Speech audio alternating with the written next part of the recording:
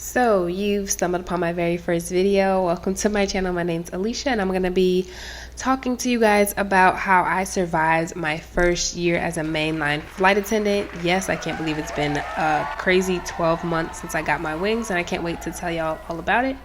But first things first.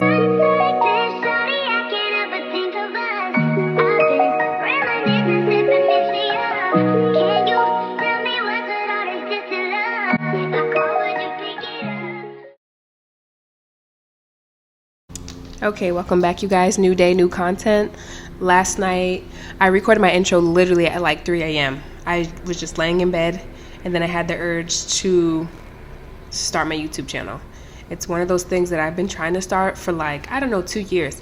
Literally my camera, I have so many like clips of different footages of me just introducing myself. Like I was in Miami like 2 weeks ago and I was on the beach, set up the tripod, and I was like, hey guys, I'm in Miami, welcome to my YouTube channel. It's my very first video. Never did anything with it. Then I was on a plane, did the same thing, sitting in my seat at the window, and I'm like, hey guys, welcome to my channel. It's gonna be my first YouTube video. Didn't go anywhere. So last night had the same urge, but hopefully the difference is this footage is actually going to get edited and placed on my channel. I love that for me, love that for y'all too. So this video, as I said, is going to be about me talking to you guys about what my life's been like for the past 12 months being a mainline flight attendant. Prior to becoming a flight attendant, I worked from home for 3 years during the pandemic. It was the craziest time of my life. So I worked for the CDC. I was a contact tracer and a case investigator. So basically what I did was, if you caught COVID, I'd be the person that called you, checked on you, like asked how you were doing. What are your symptoms? Like, do you need groceries delivered?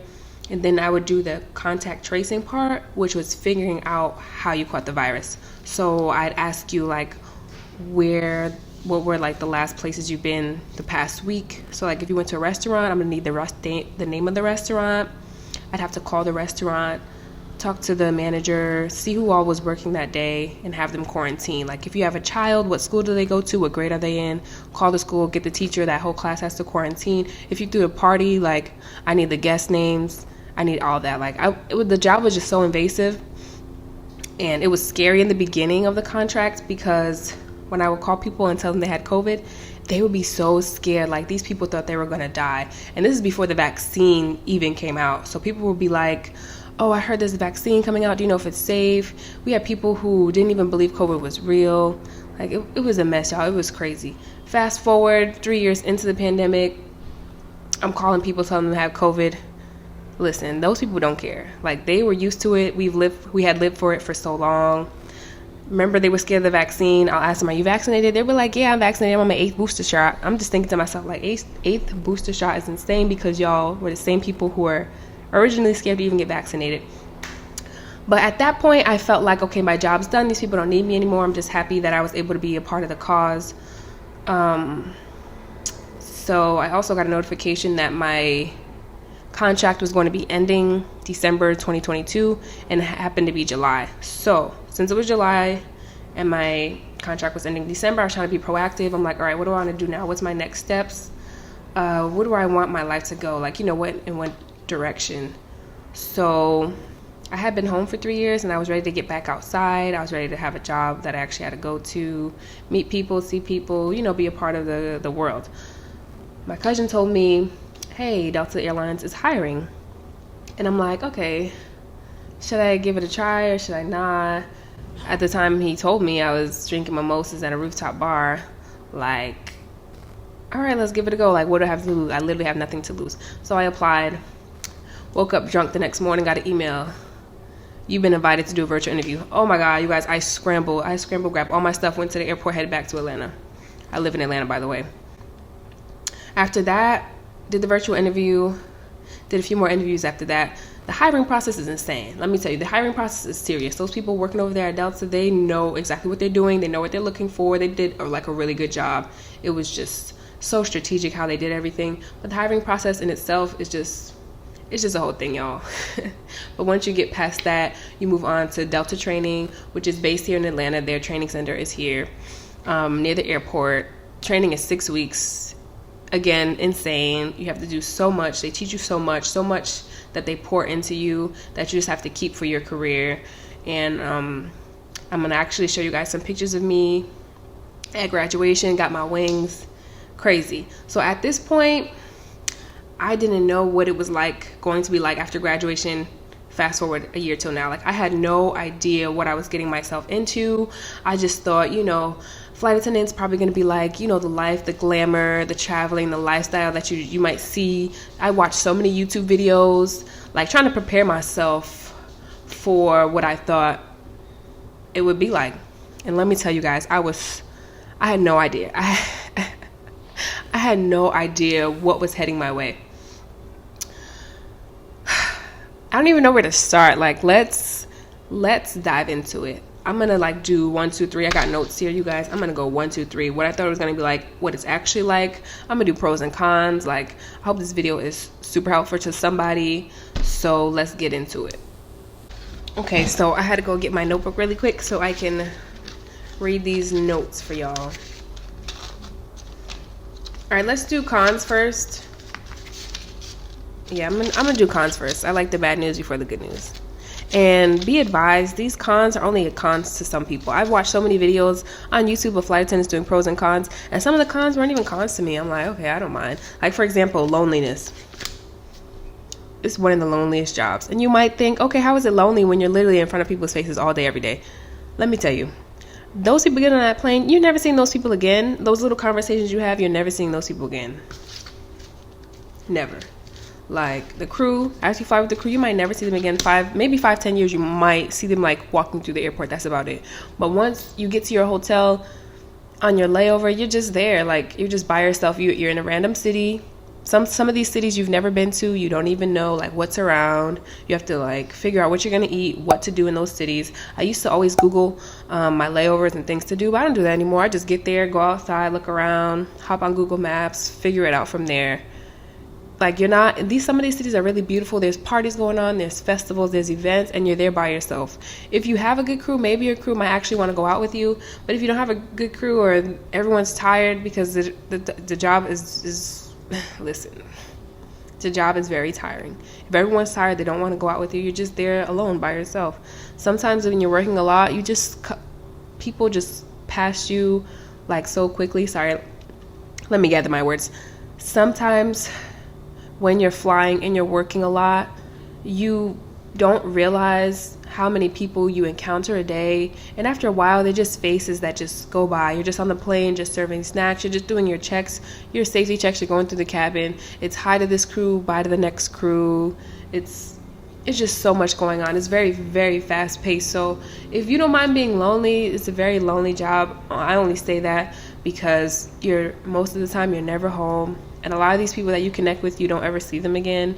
And then a lot of times when you're ready to talk, when you get to your hotel, you lay down, you're ready to call your friends and tell them about your day, they're busy, they're working, they're in class, or it's 4 a.m. where they are, or it's 4 a.m. where you are, and you just don't want to talk. So a lot of the times you miss out on that time with your friends and your family. Shit.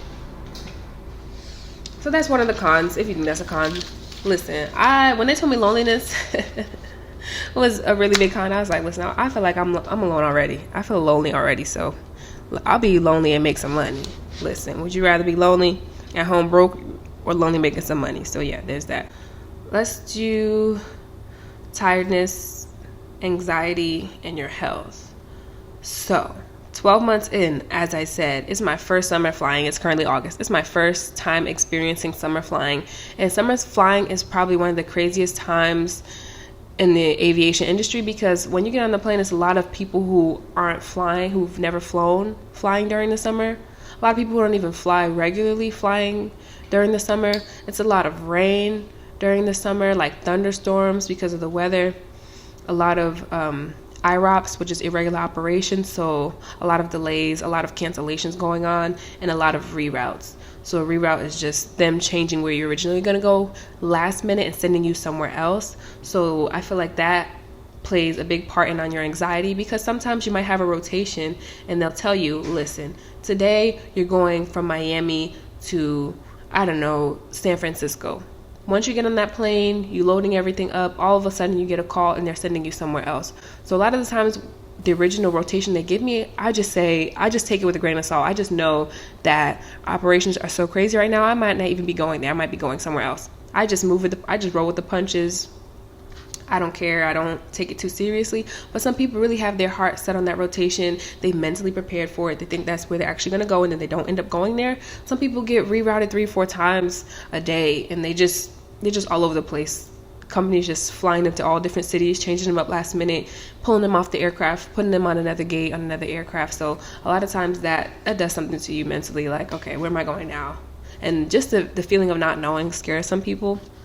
Me, I'm just like, long as the clock is ticking, my money is running up, I don't care. I'm cool with it. At this point, I feel like I've built up an immunity to all that. I'm just numb to it all. Whatever y'all say, wherever y'all send me, I'm gonna just go. Let's see, another con. This is a big con, especially for you 90s babies, 2000 babies as well, like spending habits. If y'all don't know how to save money, this job is not for you. This job is going to run you dry. You know why? Because you go through so many airports, so many cities. A lot of times you want to buy souvenirs and bring them home for your family, or you just want to go shopping, or you're eating. Eating is probably the number one highest cost, eating out. I eat out so often. And I eat out so often because groceries are getting expensive. So right now, I don't even see the difference. I honestly don't see the difference. I watch so many flight attendant videos where they talk to you and they tell you, hey, you have to meal prep. I tried meal prepping maybe for a week straight. That is not for me. I don't even go grocery shopping when I'm home anymore because I'm barely home. I'm flying out the next day. What am I going to do? All those groceries in my fridge, they're going to literally go bad. So I just eat when I go out. I try my best to eat healthy. Like if there's a healthier option anywhere that I go, I'm always going to try to do that first. If not, hey, I'm getting me a burger and fries, some chicken tenders, a steak. But like that's neither here nor there. Like you understand what I'm saying? And then the hardest part financially about this was the startup costs. Initially, when I graduated, I didn't realize how much money I was going to be spending up front. Like for uniforms, they give you a few pieces for free, but there's still other pieces that you want to put together that you have to buy. You have to buy your stockings, you have to buy your own shoes, make sure they're in compliance. Flight attendants have to wear certain type of shoes with a certain type of material. They have to be a certain height. They also have to we have to buy our own luggage, and luggage is expensive. Like that luggage I used to have, that I used to bring with me everywhere, I had it for about 3 years. It wasn't even in compliance. It has to be a certain height again, certain material, all black, no designs. Like even the smallest little everything has to be black, the logo, all of that. And you have to spend that. You have to spend your own money to buy all that stuff yourself. There's other things, other gadgets that you have to buy. There's also little travel bags. There's lunch boxes. There's ice packs. Like it's so much like entailed in the startup cost of becoming a flight attendant. Your hair, your nails, like everything is. And you have to constantly make sure you keep up with your looks, because they hold you to a certain standard when you're a flight attendant. You have to look a certain way at all times. That maintenance, you have to continue doing maintenance every 2 weeks, 3 weeks, and it all adds up, trust me. So make sure you guys save up. Please save up. And the last thing when it comes to spending habits was how much they paid us during training. So luckily, thank God for Delta, they're the only airline that pays for your training, or only US airline that I know of that pays for your training. They pay you to train. So they pay you literally minimum wage. I think it was like $7 and change an hour for training, like $300 every 2 weeks, every week, or $600 every 2 weeks, something like that. And I'm like, what am I gonna do with this? Like, I literally have bills. I have rent.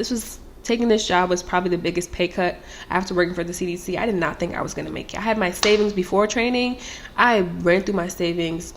By the time training ended, I was almost dead broke, y'all. Literally, there was a point where I didn't realize how bad my finances were affected by this until after graduation. When I came home, I went to plug my phone up to charge and reheat my leftovers in the microwave. Y'all, the microwave wasn't working and my phone wasn't charging, and that's when it hit me that my power was off. Like, I was laughing and crying at the same time, sliding down a wall. It was insane. I couldn't believe it. I'm like, I went through all this and my power is not on. I mean, at the same time, it was worth it because once you become a flight attendant, you have to realize that it's not about the now, it's about the later, because it really does pay off, and all that money that you've spent, you'll get it all back within a few years, as your pays increases and all the other incentives that the airline has for you goes up. It's really incredible, and it's really unbelievable. Like, I'm a believer now that I'm on the line, but at the time I was like, this is insane. Like, I literally just graduated and I can't even like reheat up my food from the night before. Like, I saved all my money just to end up here. So you just have to really trust the process, and people have told me that during training, but it's really hard when you're in the moment trying to, believe what they're telling you is true, but it's all worth it in the end. So keep going, y'all. Keep getting interrupted by people who are checking on me, because if you haven't noticed by now, like, I'm really sick. Like, I have a lot of congestion, my nose, headache, all that. That's actually one of the reasons why I'm like, since I'm gonna be home, since I'm sick, let me at least do something productive. That's why I'm starting my channel, recording and doing these videos. Your health plays a big part in this, because you have to stay healthy in order to fly. The worst feeling in the world is being sick flying, but it's so easy to get sick while you're flying, because think about it, all those people on the aircraft coming from all parts of the world, and now y'all all are in this metal tube together, very congested, everybody's tight and close. You're touching literally everything that they've touched throughout their journey up until now. Then you have a lot of people on the aircraft who are not as sanitary as others. It's really disgusting when you think about it, but you have to constantly wash your hands, and I would love to just wear a mask every day like how we used to, just to prevent myself from getting sick. And you have to make sure you get the amount of sleep that you need to thrive. It's different for everyone. I try to get at least 7 hours of sleep every night. Of course, no, I don't get that amount of sleep, but I try, because I hate waking up and getting on the plane and being very tired. It's not the best feeling at all. Okay, so this is gonna be my very last con, and then I'm gonna move on to the very fun parts and my best experiences and my favorite things about flying. So the last con is commuting. So once I graduated, they let all the flight attendants in my class know where we would be based, and usually we'd have options, but we didn't. So I think Delta's our main hub is in Atlanta. We have a base in New York, we have a base in Boston, we have Salt Lake City, we have LA. I can't think of all of them right now, but we have a lot of bases. But all those were taken. So during training, they told us all the bases are closed. The only base that we have to offer you right now is Minneapolis. And at the time, I thought Minneapolis was in Indiana. I didn't even know where it was. Then I looked on Google Maps and saw Minneapolis was in Minnesota. And I'm like, that's Midwest. Like, who even lives there? Like, no one even lives there. Like, this is not even a real place. But lo and behold, it was. There are people there, cars driving, buildings up. It was insane. And I decided not to move there. You have the option as a flight attendant, which I'm going to list on the pro side, of living anywhere you want. So you can live on the other side of the world, as long as when your rotation starts, you report to base. You have to be in base prior to your sign-in. So that's a good thing, I guess. But I knew for a fact I did not want to move to Minneapolis. I didn't know anyone there. It was just going to be uncomfortable. I knew that eventually, once Atlanta's base opened again, I wanted to be an Atlanta-based flight attendant. So that's where the commuting part comes in. So instead of driving to work every morning, I flew to work before my rotation. And flying to work was probably one of the hardest things I've ever had to do, because all of the people in my class were going to be based there. So just think about it. All these people commuting on that aircraft, trying to get to work. Half the time you board that plane, half of us are flight attendants just trying to get to Minneapolis from Atlanta. We had the option on the airplane to book a jump seat. So usually if it's, you probably have 4 flight attendants, there's always 1 or 2 jump seats that you can book, just in case all the seats on that plane are sold out to customers. You always have a jump seat available. But there was a certain time frame that you were able to book those jump seats in order to get to work. If those jump seats were taken, you just have to look for another flight. Or if there's no more flights going out that day that would get you to work on time, you have to fly in the day before. So a lot of times that takes up your personal time flying to work. So for example, how can I put this? Let's say I have to report to base, which is in Minneapolis. I have to start work 8 a.m. on Monday. All the flights, I would say like all the flights going out that would get me there before 8 a.m. on Monday are sold out. So the 5 a.m. flight, no seats, 6 a.m. flight, 7 a.m. is cutting it way too close. I think it's an hour and a half flight. Can't do that. So I have to fly in on Sunday. So literally when I fly in on Sunday, whatever time I decide to land in Minneapolis, what am I going to do? I have to get a hotel. So that's more money coming out of my pocket. I have to stay in a hotel for that night, wake up, go to the airport that morning, and start my job. Commuting is very hard because you spend a lot of money paying for hotels.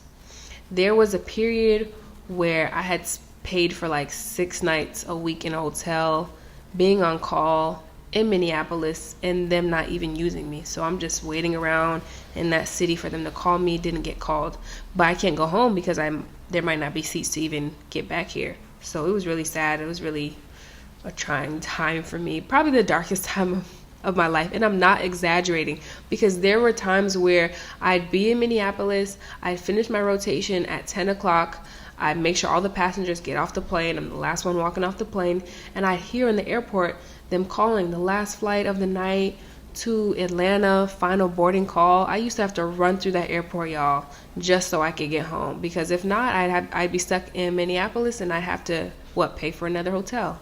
Like, it was really sad. But I only was based in Minneapolis for October and November. I kid you not, November came, I was in Minneapolis in the airport. I got an email saying, Alicia, you've been granted your Atlanta-based transfer request. I was so happy. I dropped to my knees in the airport, started crying in front of everybody. I was just ready to get home, to go home. There's nothing like being based where you live at. Because think about me being based in Atlanta and them calling me, Alicia, we need you to work this flight at 8 a.m. I'm 10 minutes away from Atlanta airport. I could just hop in my car, get to the airport, start my job, instead of having to fly in the night before and figure out how I'm going to get home, hotel arrangements. Like, it's way too much. So if you think that commuting could possibly be for you, I'd say go for it. My experience was super terrible because all of us had to be based in that one airport. Now it's kind of spread out. Now a lot of the people that they're hiring have options, so it's not so congested, just trying to get from Atlanta to Minnie, or, everyone just trying to go to one place, so it's not that bad. I mean, I do know a few flight attendants who have been commuting for 8-9 years, maybe more than that, and they love it. It's not too bad. It's probably because they're based in a city where there's not that many people leaving from it. Like, if someone lives in Charlotte, North Carolina, but they're based in Atlanta, they can fly. I think we fly to Charlotte. We have 8 or 9 flights a day, so there's always seats open, so they're always able to get to Atlanta. So it's not like that for every city. Like, there's Houston-based flight attendants who are based in Atlanta, so they have to fly from Houston to Atlanta before their rotation. And I hear that particular rotation, that line trying to get from Houston to Atlanta, is insane. It's really tough because there's so many flight attendants in Houston trying to get to Atlanta, so it's really difficult for them. So I would say you think about that once you're in training and they tell you where you're based at. Just decide then if you think that you like to be commuting or if you like to live in your base. But that's all I have for my cons. That's probably the worst, scariest, craziest things that have been going on for me. So I'm ready to move on to the good parts, like the fun stuff, because that stuff made me sad. Like, I was having flashbacks as I was talking to you guys, and I was like, I wouldn't wish commuting on anybody. I wish everybody can live where they're based, because life is just so much easier. You have more time to yourself, and commuting takes away so much time, so much of your life from you, because you could be chilling, living your life with your friends Sunday instead of worrying about having to fly to another city and book a hotel. But yeah, let's move on to the pros.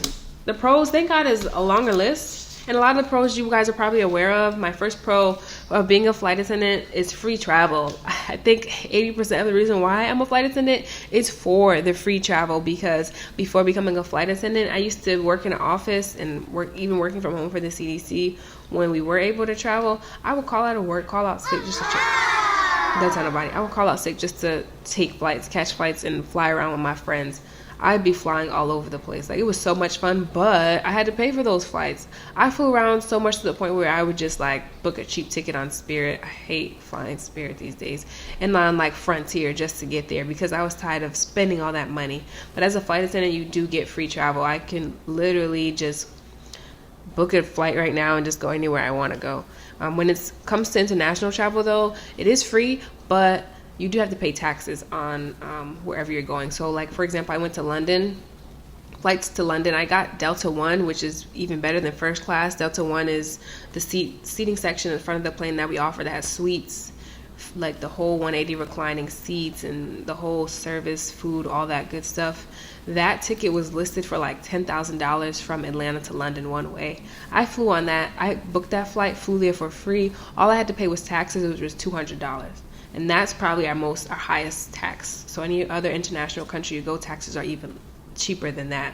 But it's so totally worth it, y'all. I wouldn't do anything else. I literally wouldn't do anything else. And I think after you put in about 10 years with the company, if you decide to go to any other job anywhere, or even just stop flying for them altogether, you just get lifetime travel after that. So it's amazing. And being able to give the gift of travel to family and friends is also awesome. I know a lot of you know flight attendants and you're always trying to get those buddy passes. For Delta, we don't get our buddy passes till after our first year, which is I think next week.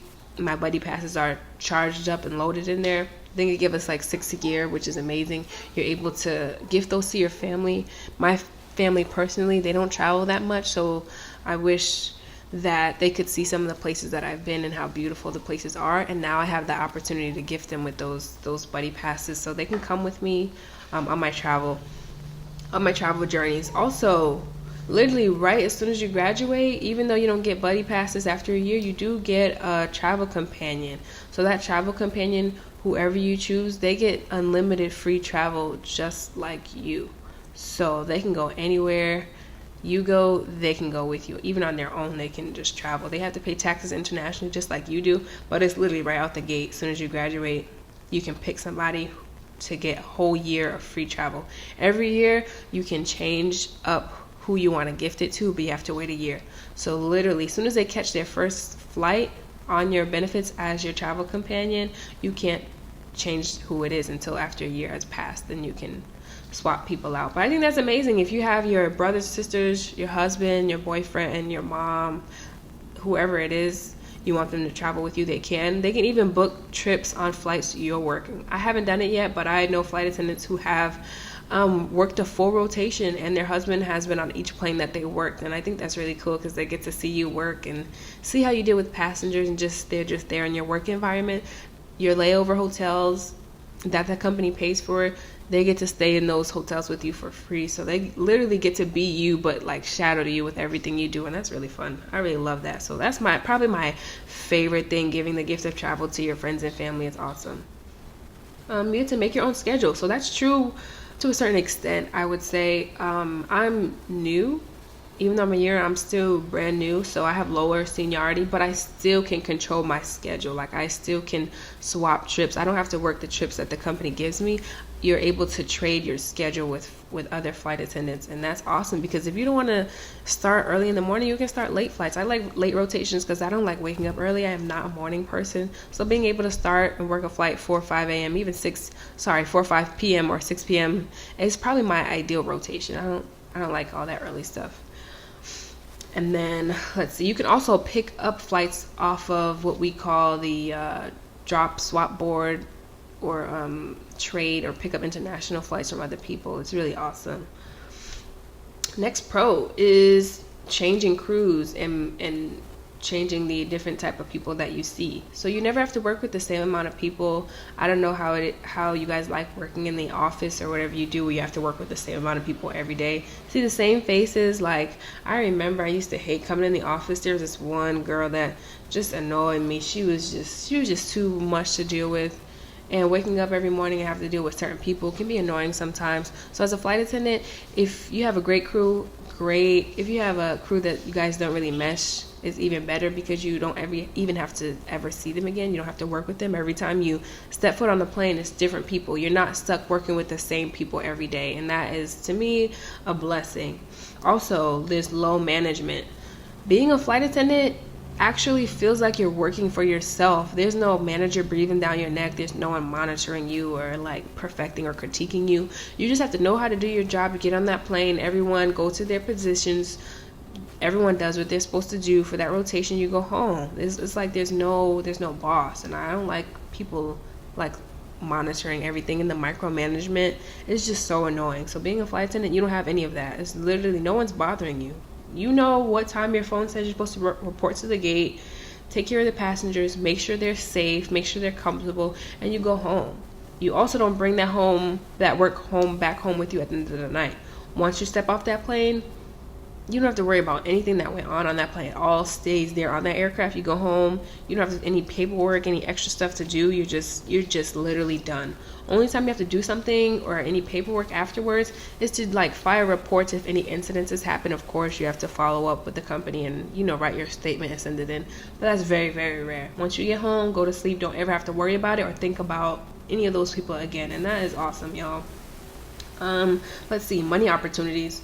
And you know me, if you haven't gotten by now, if you don't understand me by this point in the video that I'm all about my paper and getting my dollar bills, listen, the money making opportunities are there. There's so many incentives. If you're trying to save up to buy a house or a car or whatever it is that you're trying to save up for, there's always work. There's always a rotation to pick up. There's always flights that need to be worked. They always need someone. So you can never not say that there's not enough work for you to make the money. The money is always going to be there. You can make unlimited amount of money within your legal parameters as much as you want. And it's amazing. It's amazing for me because I realize picking up trips, you might get tired, but once that check comes in at the end of the week, it's like you realize you did something and like, okay, I could do this. I could do this a lot more. And that's why I started picking up a lot of flights and working so often, because I realized this money is great. And then every year you get more money and your pay increases, so that those incentives are going to go up. I can't wait to make at least 5 years. When I made my 5-year mark, I think that's when you get the highest, like $4 pay bump. Every year it's $1 or $2, but when you get that $4 pay bump every year, starting at 5 years, and we have like a 12-year cap, so the money is going to keep coming in. And they also give us smaller pay incentives. Like we get our base pay, right? Then we get our time away from base, which is time that we spent not being where we're based in Atlanta. So I might do a 3-day rotation. For those 3 days, all those hours that I'm away from Atlanta, I'm getting paid. Even when I'm not flying and I'm in the hotel, the time is still ticking that I'm away from my base, so I do get paid to be in the hotel, to go out. It might not be much, but it's still enough that all those hours add up to get paid. Then when you fly as flight leader, which you're qualified after I think 6 months to be flight leader, there's flight leader pay for that. There's incentives when you're holding and the plane is on the ground, it's away from the gate, it's taxiing or has to stay on the ground and it can't fly for whatever reason it is, you still get paid for that. Holding pay is amazing. It all adds up. And then one of the pay changes that happened while I've been here has been amazing. We now get boarding pay. We're the only airline in the world to offer boarding pay. Other airlines, you hear them going on strikes and talking about it all the time. They don't get paid to board those passengers. So once those passengers are coming on the plane, you're saying hello, they're asking you all these questions. They don't know where they're seating, they need help with the bathroom, they want some water, all that. They're not getting paid for any of that. So literally they're working without getting any money for it. And that is probably the saddest thing, because you don't get paid until every passenger is seated, seatbelts on, and that boarding door closes and they pull back away from the gate. Then they start getting paid. If that was still how Delta operated, I would do bare minimum. And that's sad to say, but like, I know I'm not getting paid for this, so y'all are doing too much. I'm gonna need y'all to just sit down and just leave me alone, because this is all free work, and I don't like free work. I need to get paid for anything that I do. So the fact that Delta now offers boarding pay is amazing, and I'm so appreciative for that. And again, that adds all those things that I've listed all adds into that big paycheck that you get at the end of the pay period. So that's amazing. So that's those money making opportunities. As I said, they are there. Let's see, experiences. I don't even need to talk about experiences because I already had so many, but I didn't realize that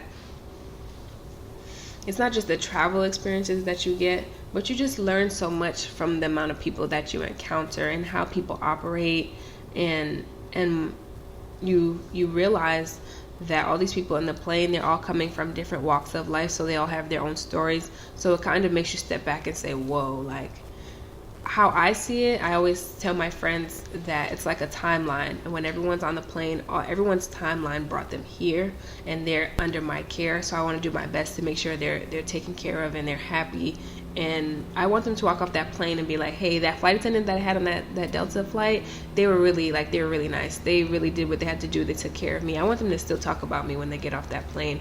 And I want to make their experience a lot better. So we have the power to control how other people's day goes. Like, we have the power to affect their timeline and hopefully have them pay it forward when they go out, wherever they go, wherever their travels may take them, within their lives. So that's pretty big when you realize we affect so many people from that small aircraft. Like, just imagine everyone had a string tied to them walking through the airport. They all get on your flight, they get where they're going, and they all just disperse, knowing that you have touched all those lives within that week. It's just mind-blowing, because you really have that power, and it's up to you to decide what you do with it. Let's see, side hustles on your off time. This is big, because I'm realizing now that I have a lot of off time coming up, and I don't always have to fly. I can do like other things. I've met flight attendants who have side hustles. I met a flight attendant a couple days ago who is a real estate agent, and she says the money is incredible. Coming from both streams of income together, it's like a powerhouse, and she's happy that this job has given her the ability to be able to pick the days that she has off so she can schedule appointments and do things like that. I think I'm gonna take up like bartending or something, like, just because it's similar to what I'm doing in the air. I would like to learn that skill, and everyone needs a bartender, and I like working behind bars and being extra. I would like to do that. So I think that's probably what I'm going to do. But as a flight attendant, you have those options. You can literally do any other thing. If you like to do music, or you like to do art, or whatever it is that you do on the side, you have the opportunity not only to be stuck flying doing that one job, you can do other things. I know at a typical 9 to 5, you don't really have that off time. You only have the weekends off, and you can only do so much on the weekends. But flying, once you figure out how to maneuver and create a great schedule for you, you can start doing things on the side. Like, I have a friend who does hair. Like, she knows exactly when she can schedule her hair appointments, because we get our schedules a month in advance, and it's been working for her, working like magic. So being able to do something else other than flying, if flying gets too much for you, you just need a break, that opportunity is always there. So I love that for us. Let's see, what else I have on here? This is a career. I don't know why I put this is a career, but I feel like I know what I was trying to say. This is a career. This is probably the last job that you will ever have if you love it. It's the last job that you even need to put on a resume. If you even need to put it on a resume. I said I'm not putting anything else on my resume. I don't ever have to update my resume again, because I know this is the last job that I'm going to have. I'm going to stay here for my 20 years. Hopefully, if I make it, God willing, make it 20 years. This is going to be the last thing that I ever do. It took me 27 years to figure out that this is what I was meant to do and how much I love it. I'm never going to do anything else. So this is not a job. This is a career. I think that's where I was going with it. Let's see. Meet people and make friends and connect. So basically, this one is pretty special, because once you're on a plane, you never know who you're going to see. You never know who you're going to meet. You never know who you're going to fly with. I've flown with a lot of people that I've networked with, a lot of people who are celebrities, people that you don't know. If you want to get into a field doing something else, there are people that you can make connections with that can actually help you, or people that you can help personally. I have a quick story to tell you guys. I was visiting my friend in New Jersey. I caught an Uber from the airport to her house, and the Uber driver, he was just so nice. He was so amazing. Like, he was incredible. Like, his personality just blew me away. And I was like, oh my gosh, this guy is so nice. I told him, I'm like, you would make like a great flight attendant. Have you ever like thought about doing that as a career? And he said he's thought about it, but he was just nervous because he didn't know too much about it. And I'm like, hey, well, you met the right person. So I told him a little bit about the job, just like I'm telling you guys. And I even texted him the link when he dropped me off to my friend's house. I texted him the link. I'm like, here's the link. If you have any questions, just let me know. And that was the last time I heard from him until a couple months ago. He told me that he just graduated from flight attendant training. And I was like, there's no way. Are you serious? He was like, yes. He sent me all the photos of his graduation. And I was just mind blown. He kept just thanking me. He was like, Alicia, you changed my life forever. Like, I can't believe I did it. He was so nervous, but he got through it. And it's just honestly been amazing. After that, we've just been staying in touch. He sent me like pictures of him going to Costa Rica, ziplining, living his best life. And I'm just like, oh my gosh, I can't believe I was able to recommend someone And they followed through. They did their part and they followed through and they graduated and they're living their best life now. So like I said, connecting with the right people, you can help them, they can help you. It's really awesome once you realize the power that you have. But yeah, those are the experiences that I've been through so far being a flight attendant.